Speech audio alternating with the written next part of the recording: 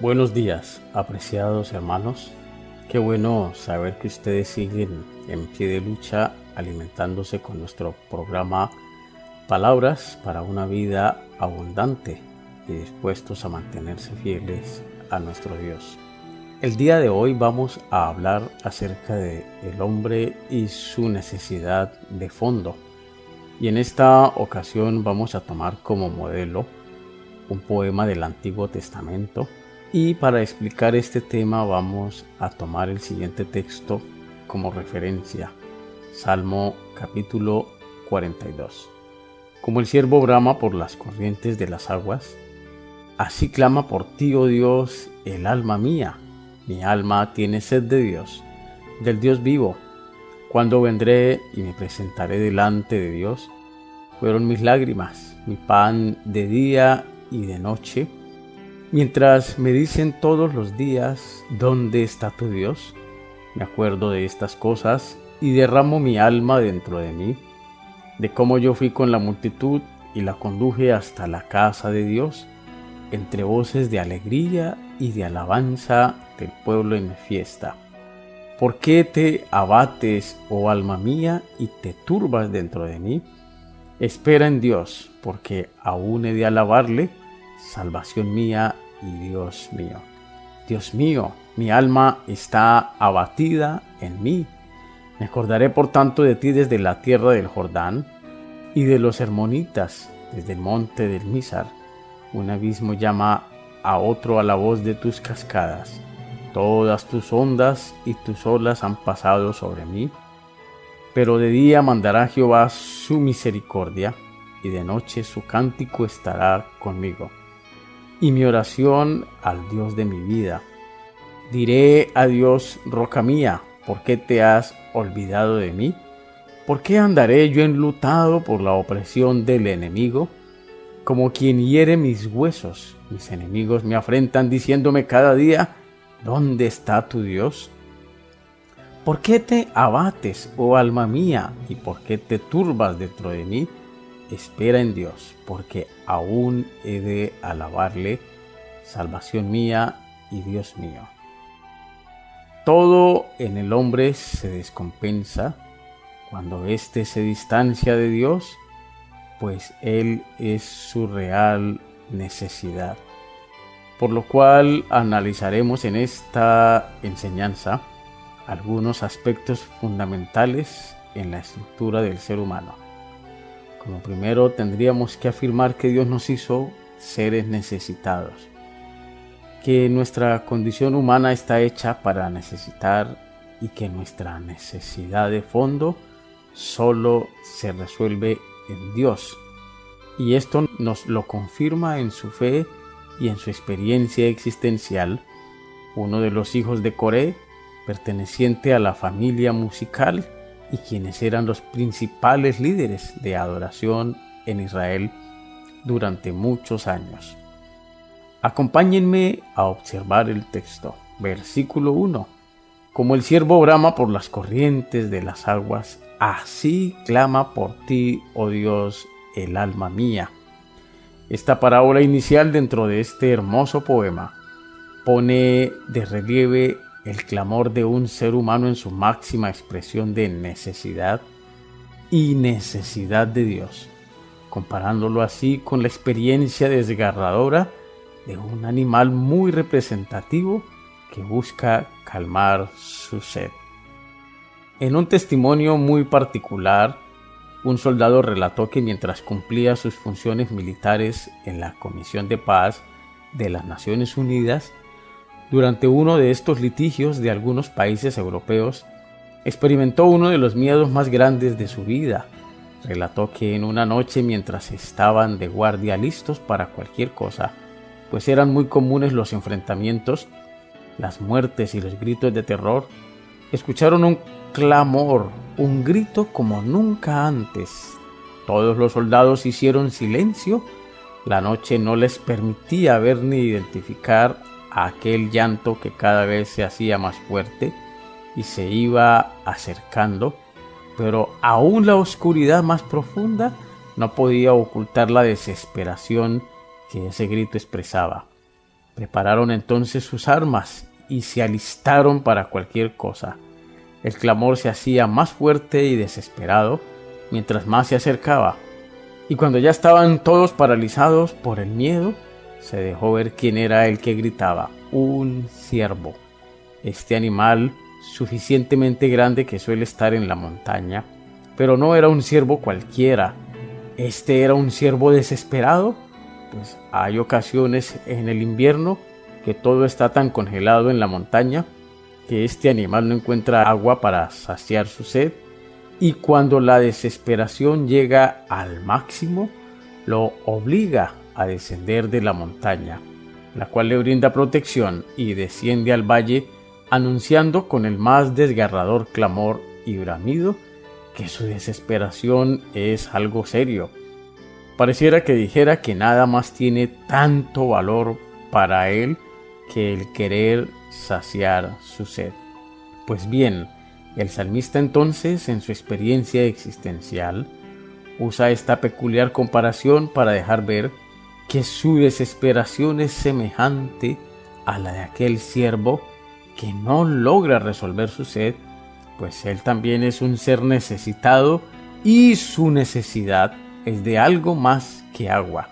Su necesidad es de Dios. Versículo 2. Mi alma tiene sed de Dios, del Dios vivo. Entiéndase en esta expresión alma, en el pensamiento hebreo, como la condición de persona o ser necesitado, por lo cual podríamos traducir: mi necesidad es de Dios, del Dios vivo.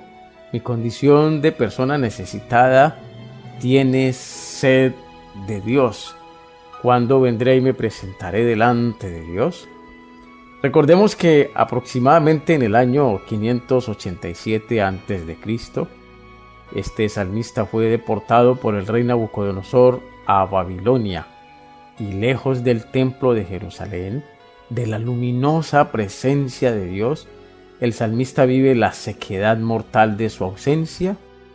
Su grito lanzado al viento expresa su sed y el anhelo vehemente de volver a ver el rostro de aquel quien es el único que puede resolver su necesidad de fondo, aquel que puede calmar su ansiedad. Cabe resaltar que para este creyente primitivo, su relación con Dios estaba reducida y circunscrita al templo de Jerusalén, pues su nivel de revelación y de claridad respecto de la grandeza de su Dios no le permitía dimensionar su cercanía afectiva más allá de un contexto geográfico. Por eso la reacción en el siguiente versículo: fueron mis lágrimas, mi pan de día y de noche, mientras me dicen todos los días: ¿dónde está tu Dios? Me acuerdo de estas cosas y derramo mi alma dentro de mí, de cómo yo iba con la multitud y la conducía hasta la casa de Dios, entre voces de alegría y de alabanza del pueblo en fiesta.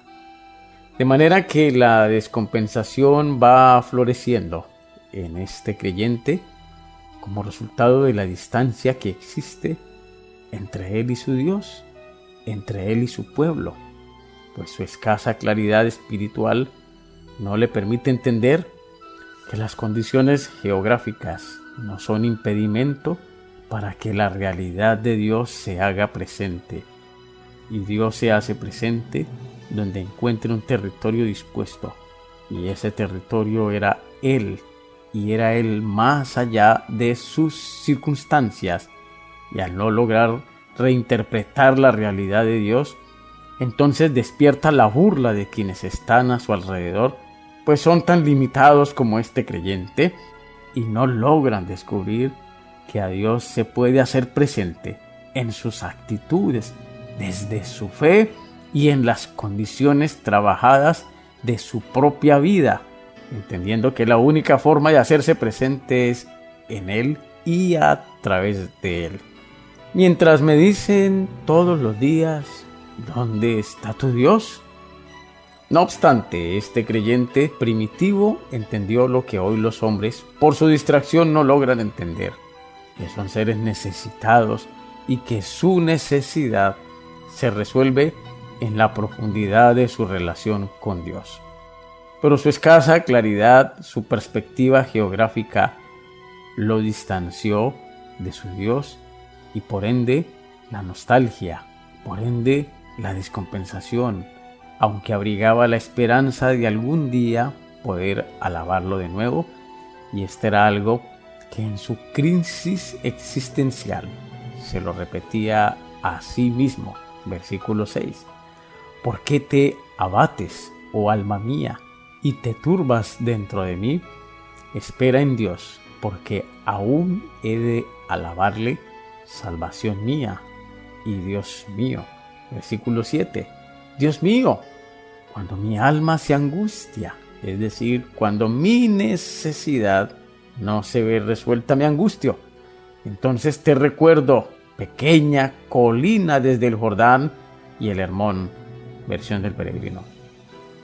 Y en esta experiencia de desesperación, el creyente opta por acariciar los gozosos recuerdos del pasado, tratando de encontrar en ellos respuesta y consuelo a su dolor, dolor que ha llegado hasta sus huesos. Versículo 11. Por el quebranto de mis huesos se burlan mis adversarios. Todo el día repiten: ¿dónde está tu Dios?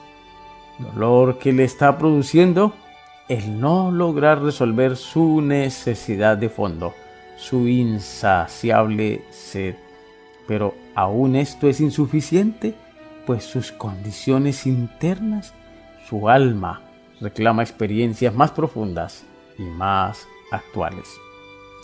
Finalmente, este creyente entiende que el dolor de la ausencia tal vez tenga remedio si se pone en las manos de Dios y éste responda, y que responda de acuerdo a su justicia, pues ningún otro ser y ninguna otra cosa ha podido resolver su necesidad. Capítulo 43, versículo 1. Hazme justicia, oh Dios, defiende mi causa contra gente sin piedad. Ponme a salvo del hombre traidor y malvado. Asume entonces una postura humilde y entendiendo que en su calidad de persona creada para necesitar, no le queda otro camino que acudir a aquel que es suficiente y que tiene el poder y las razones trascendentes para resolver su necesidad de fondo. Clama a él pronunciando estas palabras: envía tu luz y tu verdad, estas me guiarán, me conducirán a tu santo monte y a tus moradas. Entraré al altar de Dios, al Dios de mi alegría y de mi gozo, y te alabaré con arpa, oh Dios, Dios mío. Qué escenario más grandioso y revelador este que acabamos de observar. Un creyente que ha desarrollado conciencia de su condición de persona necesitada. Un creyente que descubrió que en la vasta sabiduría de Dios, Él lo había creado para necesitar. Y que esa su alma, es decir, su necesidad, solo se resuelve en Dios. Pero que por su poca profundidad en su relación con este mismo, está a punto de colapsar, pues las circunstancias que está atravesando le están demandando un salto evolutivo de su fe, de sus experiencias espirituales, de su cercanía afectiva con su Dios, y por esta razón es que clama a Él que envíe su luz y sus verdades, es decir, sus razones actuales que le permitirán mitigar su angustia y seguir avanzando en su recorrido existencial. Capítulo 43, versículo 3. Envía tu luz y tu verdad, que ellas me escolten y me conduzcan a tu monte santo. Probablemente usted, al igual que este creyente, esté precisando de una renovación de su fe o de una actitud de humildad que le permita redescubrirse a sí mismo y darse cuenta que la vida le está demandando saciar su sed, su necesidad en Dios. Recuerde lo que expresaba el creyente: mi alma tiene sed, pero sed de Dios. no de prácticas religiosas disfuncionales e insuficientes. Sed de una relación cada vez más profunda y comprometida con Dios, pues Él y solo Él, en su amor y en su grandeza, es capaz de resolver su profunda necesidad. Concluimos entonces nuestra reflexión esta mañana afirmando que la descompensación, la angustia, la pérdida de las motivaciones frente a la vida, la incapacidad de encontrarle sentido a sus relaciones, no son condiciones que generen las circunstancias que usted está viviendo, sino su distanciamiento entre usted y su Dios. Por eso vamos a orar en esta mañana pidiéndole a nuestro buen Dios que envíe también a nosotros su luz y su verdad, sus razones que nos permitan actualizar nuestras condiciones espirituales internas, que haya en nosotros un renacimiento de nuestra fe a la luz de lo que hemos entendido en el día de hoy. Soberano Dios y Padre bueno, estamos agradecidos contigo por la claridad que nos aportas a través de la palabra y a través de la iglesia.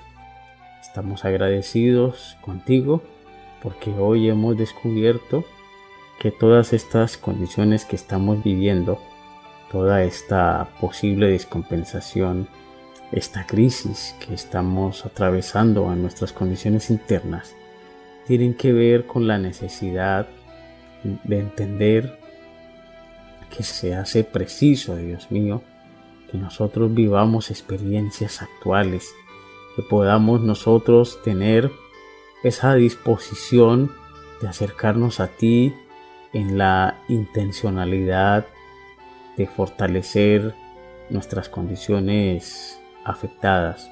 Ayúdanos, Señor, envíanos tu luz y tu verdad, pues éstas nos guiarán a tomar las decisiones válidas, a no desbocarnos, a mantenernos cuerdos en medio de toda esta tragedia que vive nuestra sociedad, y que luego, después de haber vivido esta experiencia real contigo, podamos levantarnos victoriosos de toda esta condición angustiante que nos ha perturbado. Gracias, Dios, por todo lo que nos aportas. En el nombre de Jesús. Amén.